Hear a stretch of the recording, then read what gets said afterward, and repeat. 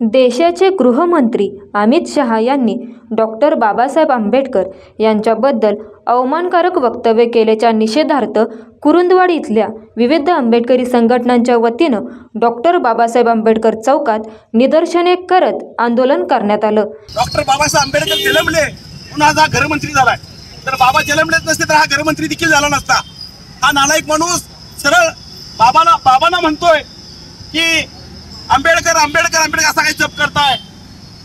जर आंबेडकर पेक्षा जर भगवंताचा जप केला असता तर मला त्यांना स्वर्ग मिळाला असता। अरे तुला स्वर्ग तर आणि नरक तर माहित आहे काय? अरे काय बोलतोस, कुणावर बोलतोस, कुणाच्या जीवावर बोलतोस, याचं भान तुम्हाला पाहिजे। तुम्ही लक्षात ठेवा, जर असा जर दलितांवर जर तुम्ही जर बोलत असाल, डॉक्टर बाबासाहेब आंबेडकर जर बोलत असाल तर एक लक्षात ठेवा, ही दलितांवर जर बोलत असाल तर लक्षात ठेवा, दलित समाज कदापिही गप असणार नाही। तुम्ही ताबडतोब राजीनामा द्या।